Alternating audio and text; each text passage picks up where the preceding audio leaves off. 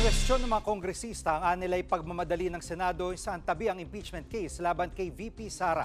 Live mula sa Batasang Pambansa, nangunguna sa balita si News 5 House Correspondent Marian Enriquez. Marian, anong reaksyon ng mga kongresista sa desisyon ng Senado?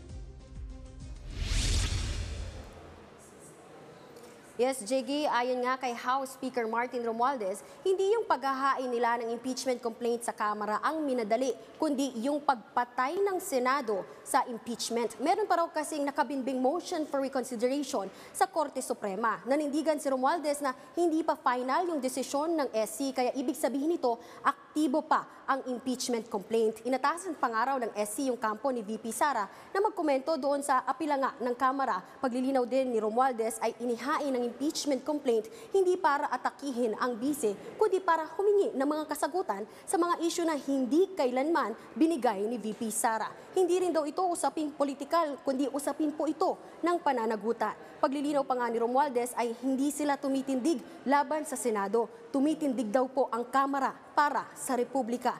Iginit din nga ni House Prosecutor at Manila 3rd District Representative Joel Chua na hindi pa tapos ang laban. Pinagkaitan daw ng Senado ng due process ang taong bayan. Pakinggan natin itong pahayag ng mga kongresista. Hindi po kami nagre-resort sa mga ad hominem. So kami po ginagalang po namin ang Senado at tinatanong po ng taong bayan kung nasaan po napunta yung mahigit kalahating bilyong piso na nawawala po.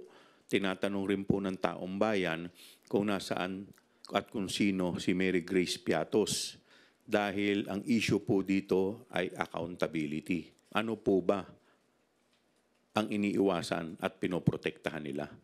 Very much concerned talaga, disconcerting, at hindi na naman nga po ako nakatulog. Bakit sila nagmamadali? Ano bang diferensya? Hindi po ibig sabihin dahil immediately executory, final na. Kasi nga, meron pang motion for reconsideration.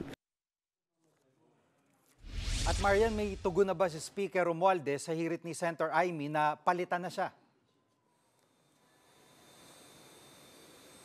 Jiggy, hindi na nga pinatulan ni Speaker Romualdez yung mga pahayag na yan ni Senator Amy, pero yung ilang mga House leaders hindi na nakapagtimpi.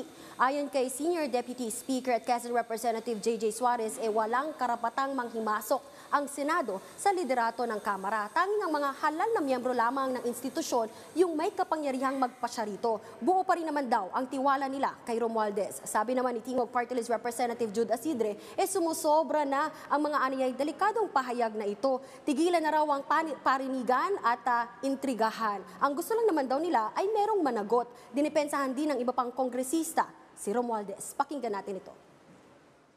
I would just like to borrow her own words, no? To deadma to make patol is human. To deadma is divine. So, deadma na lang kami. Basta sa amin, si Speaker Martin Romualdez delivered and we will still continue to support him and his leadership. Hindi naman po ito ang issue dito. Hindi po si Speaker ang issue dito. Ang issue po dito ay accountability. Balik sa'yo, Jiggy. Yan ang ulat ni Marian Enriquez live mula sa Batasang Pambansa. Mga kapatid, Jiggy Manikad po. Pagdating sa mahalagang balita sa loob at labas ng bansa, dapat una sa lahat, mag-follow at mag-subscribe na sa social media pages ng News 5.